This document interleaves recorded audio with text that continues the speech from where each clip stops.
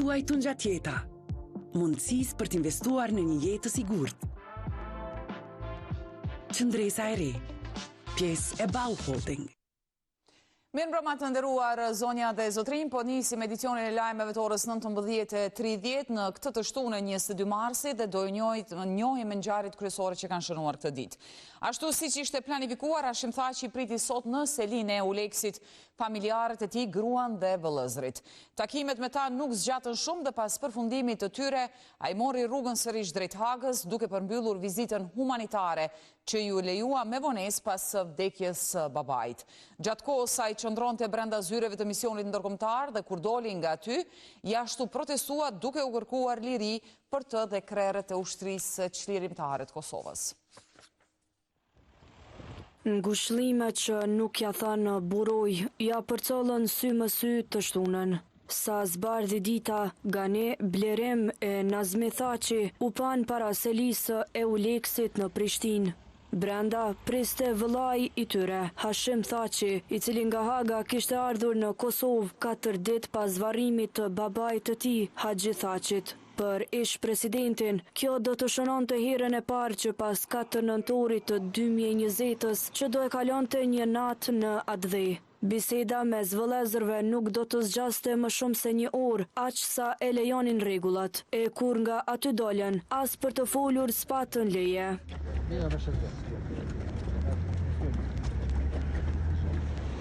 Radhen për vizitë kishte gruaja e Thaçit. Këtëherë, ndryshe nga të tjerët, ajo nuk hyri në këmbë, por me makinë. Rregullat e njëjta vlenin edhe për të. Vizita do të zgjaste fiks 1 orë.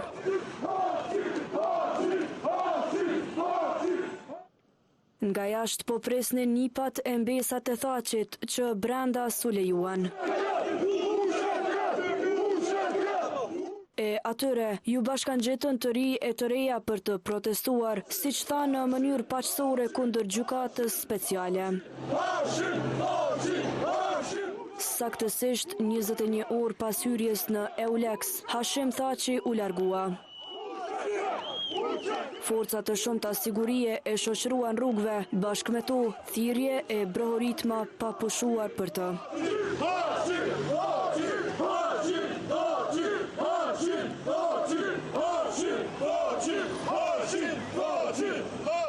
Kena dalë me protestu kundër kësaj gjykate famkeqe e cila përmban në Hagë çlirimtarët tonë. Na jemi qytetarë të lirë, të cilët sot i vazhdojmë ëndrat tona në këtë vend ku ata kanë kontribu që na me kon të lirë edhe ata sot nuk janë të lirë. Vizita që e pati Thaçi në Kosovë është e 4-ta e llojit humanitar që i është lejuar nga gjykata speciale. E familja ish presidentit Hashim Thaçi pas përfundimit të pamës për krye familjaren e tyre të ndjerë Haxhi Thaçin përmes një komunikate dërguar medjeve, i kanë falendëruar të gjithë qytetarët që ishin për ngushëllime në familjen e tyre, si dhe institucionet e liderët politik për telegramet dhe thirrjet e tyre për ngushëllime. Jemi thellësisht mirënjohës për mbështetjen e madhe që morëm nga mira qytetara në kënd Kosovës, Shqipërisë, Maqedonisë, Veriut, Luginës, Preshevës dhe diasporës shqiptare. Nga fjalit e mira dhe mirësia e tyre thuhet ndër të tjera në falenderimin e familjes Thaçi.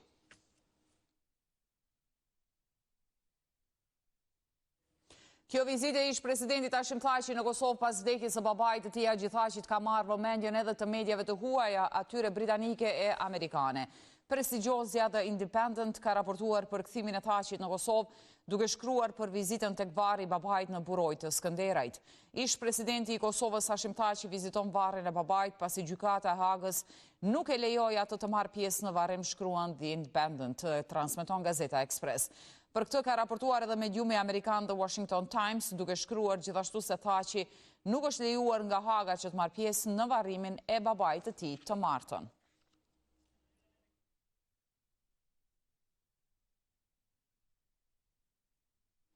Generali amerikan në pension Claude McLeiter ka shprehur ngushëllime për vdekjen e Haxhi Thaçit, babait të ish presidentit të Kosovës Hashim Thaçi. Në një letër ngushëllimi drejtuar Thaçit, ai ka treguar edhe për planin që ta vizitonte ish presidenti në Hag, por që për arsye shëndetësore ishte dashur ta anulonte vizitën. Vazhdojmë të lutemi për lirimin tuaj në mënyrë që të bashkoheni me familjen tuaj, sidomos tani në vendin tim, Thuhet se drejtësia vonuar është padrejtësi dhe rasti juaj ka qenë padrejtësi që nga fillimi. Është shumë e dhimbshme që gjatë viteve të fundit të jetës së babait tuaj, ju nuk ishit pranë tij. Se kam kuptuar, gjykata ju dha vetëm 3 orë për të qenë me të në momentet e fundit, ka shkruar ai.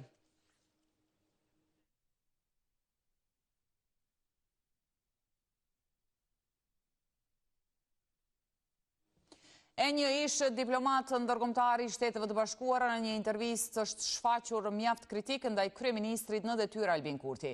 Madje ajo shprehur se nëse lideri i vetëvendosjes merr sërish drejtimin e qeverisë, Kosova s'do të mund të presë të ardhme pozitive. Nga ana tjetër, sot edhe zyrtarisht i përfundon mandati politik qeverisjes Kurti.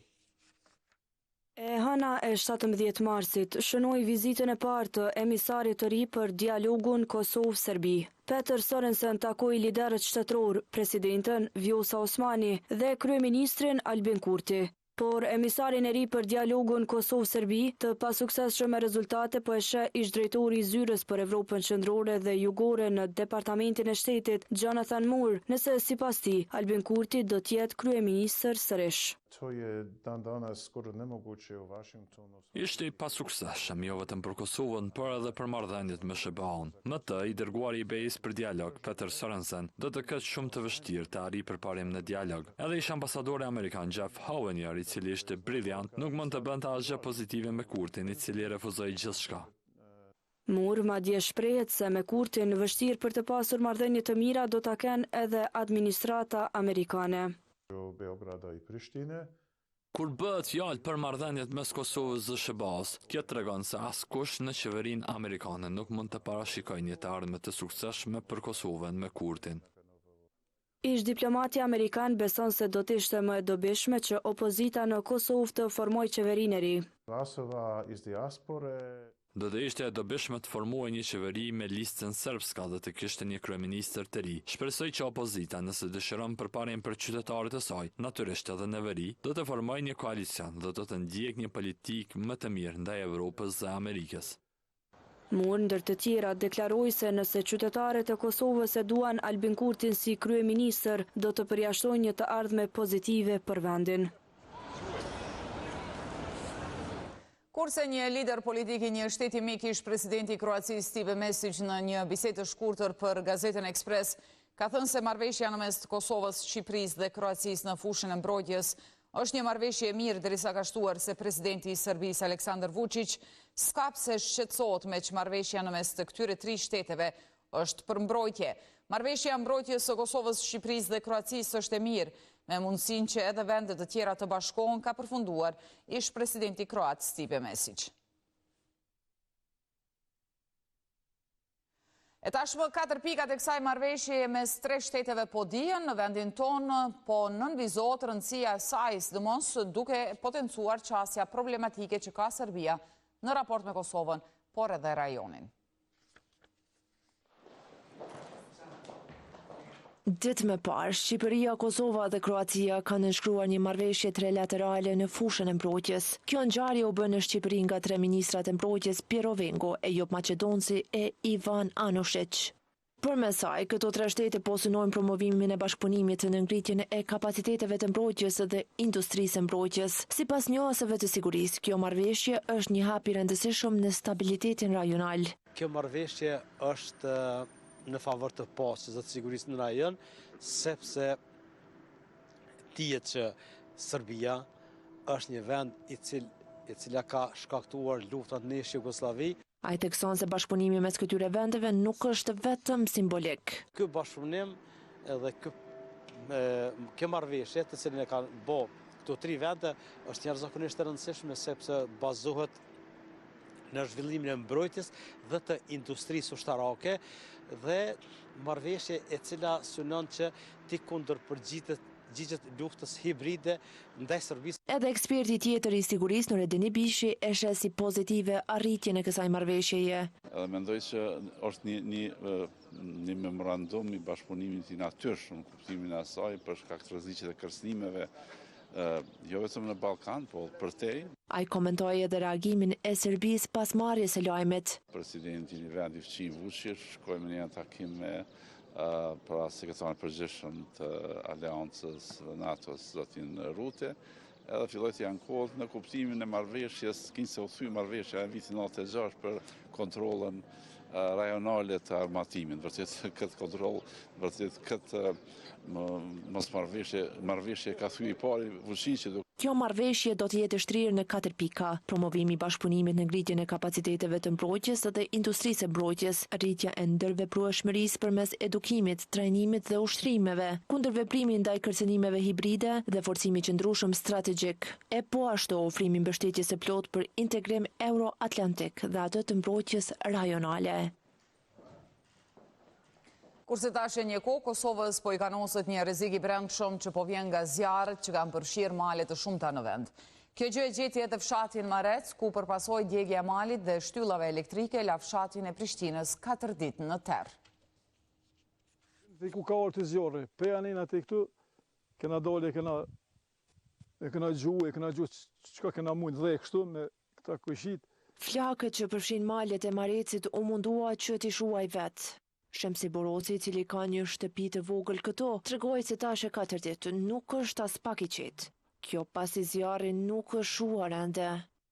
Por kena qenë rrezik, ka orë zjemi deri këtu, ka orë mbrëmsh që kena dalë me do kujshime do nalë të ofër, me do ujë so kena pas mundësi, e kena prej shmëhon linin, vadën mos me kalu, flakat e knena, tani nalët jenë banderat jenë kohë këtë rënë, pejet jetë, tensionin nalë të konë. A i tregoi se reagimi institucional nuk ishte si që duhet. Allah prom të qunatën të këshyra, pëdën, të do ka le, devi unë, i ndalë, tani në tonë anë ka shku anena mas bregit, e po të anena. Ka dollë anë flaka, tyme anena është të shkuë, kështu që mësë me marë të institucione, kur gjohes, kur po bëhet rryma me paguë, po vim për ta këpusin, po se keni paguë, qysh kështu pse për pak pare. Si mësë më konë t'i veni, si mësë më interesu kur gjo. E si pasojë e këtij zjarri janë djegur disa shtylla elektrike e 8 lagje kanë mbetur pa rrymë. Kemi qenë në rrezik, po është dëmtuar edhe shumë mali, domethënë edhe është dëmtuar rrjeti elektrik komplet, shtyllat janë djeg, rryma është nal. Domethënë kemi probleme edhe me rrymin tash. Tash sa ditë keni probleme me rrymë? Rrymin e kemi që 30 e kemi. Domethënë edhe tash kemi problem se si do të sanohet problemi. Ai bëri të ditur se bashkëfshatarët kanë filluar që të intervenojnë vetë. Na si pikë parë kemi thirr policinë, zjarrfeks. Terreni ka qenë i pjertë, nuk kanë mujt me evitu zjarrin. Domethënë në kone kanë vizituar edhe policia dhe zjarrfeks. Lidhur me këtë rast kanë reaguar edhe nga KEC. Me gjasë personat pa përgjithshëm i kanë vu zjarrin në një fushë. Me që rast është bërë djegja e 5 shtyllave të tensionit të mesëm dhe 7 shtylla të tjera të tensionit të ulët janë rrezikuar për të dëmtuar gjithashtu. Po natyrisht ekipet e KEC-s kanë dalë me njerë në vend për të verifikuar gjendjen. Megjithatë, deri në orët e djeshme të pazitës së djeshme, zjarri ka qenë aktiv dhe ka qenë pa mundur të intervenuat, pavarësisht kësaj. KEC-i është duke angazhuar në mënyrë aktive për të bërë ndërrimin e këtyre shtyllave sa më shpejt që është e mundur dhe t'u rikthej konsumatorëve të afektuar nga ky zjarr furnizimin me energji elektrike. Në vendin e ngjarjes kanë dalë edhe zjarrfeksit, të cilët kanë thënë se intervenimi është i pamundur për shkak të terrenit, ndërsa nga policia e Kosovës nuk kanë kthyer përgjigje nëse është hapur rast për këtë ngjarje. Gjysma e Prishtinës ka mbetur pa ujë të pijes që gati 2 ditë për shkak të një defekti, ka njoftuar kompania rajonale ujësjellësit Prishtina. Pikrisht sot festohet dita ujit në botë. Muharrem Fejza, Holger Petersen, Rruga Bë, Ukshin Kovačica, Jakov Zoza, Ahmet Gashi, Muhamet Çami dhe rrugët rreth Matine kanë mbetur pa ujë të pijes nga dita e djeshme. Në njoftim në Facebook, RU Prishtina ka thënë se ekipet janë duke u marrë me izolimin e defektit e më pas në rregullimin e tij. Përderisa urbanizimi ka shënuar rritje, sidomos në zonat ku ju banoni edhe mund të haset në probleme të tilla, ekipet e mirëmbajtjes së rrjetit janë duke detektuar një zonë të të madhe. Një gjë e tillë nuk ka ndodhur më përpara. Më shumë për kushtim, ekipet teknike po merren me problemin, ka shkruar kompania të shtunën pasdite.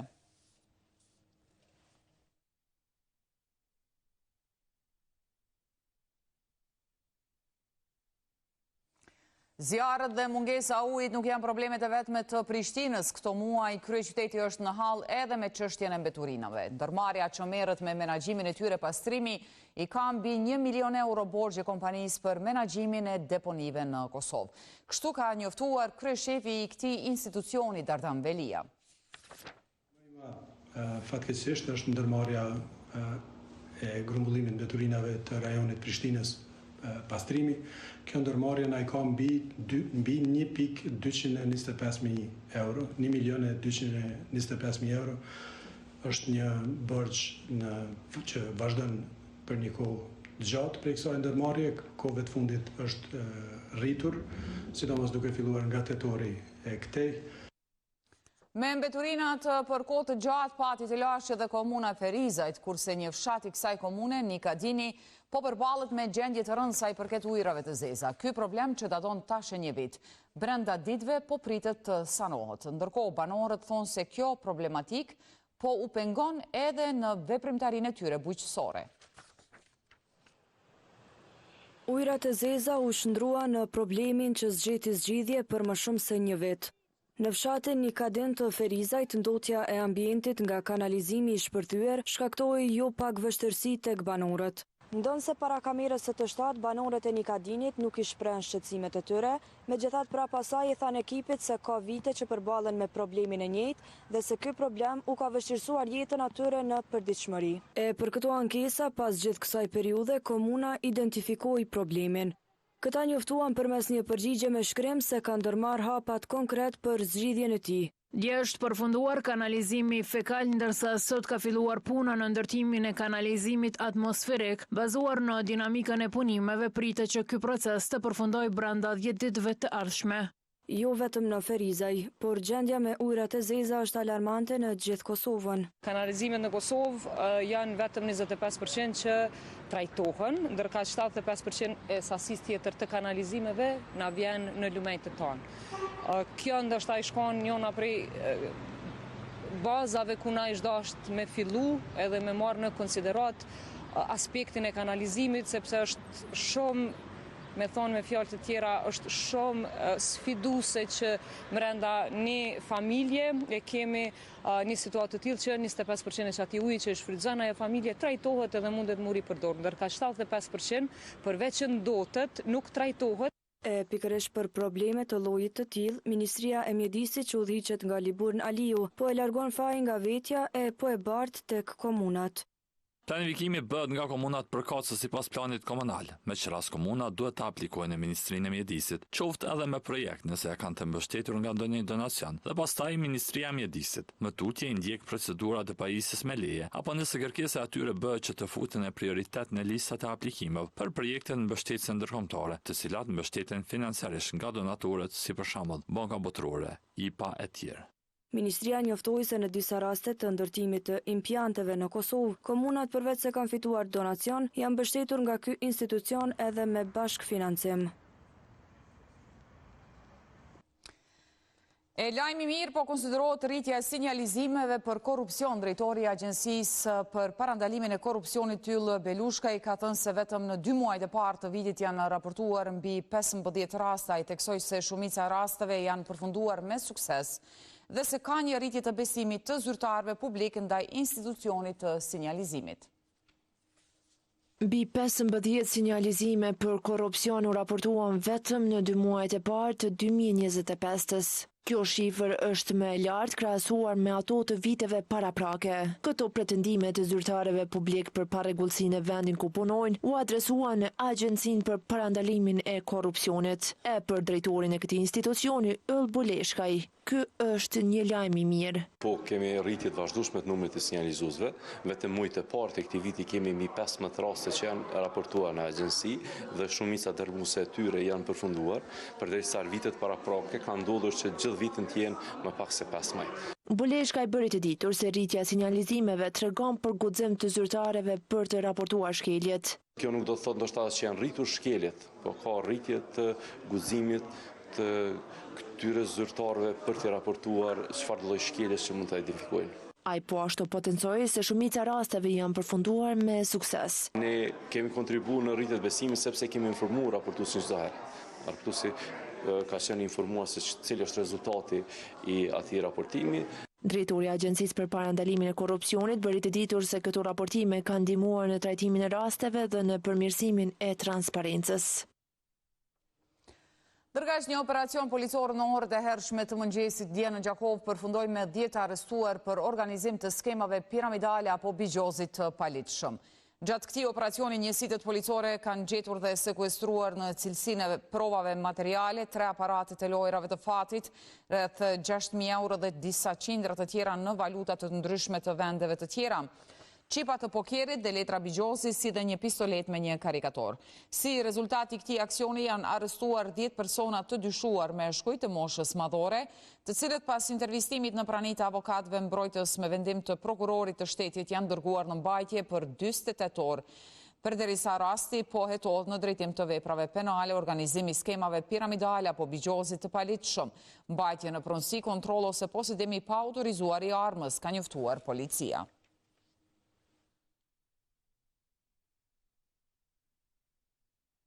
Dhe ne i urojmë dardanëve veç fitore dhe me këtë lajm po e mbyllim edhe këtë edicion informativ të kësaj të shtunë. Gjithë ju që na ndoqët për t'u informuar, faleminderit dhe gjatë gjithë kohës keni Gazetën Ekspres. Mirëmbëjtje.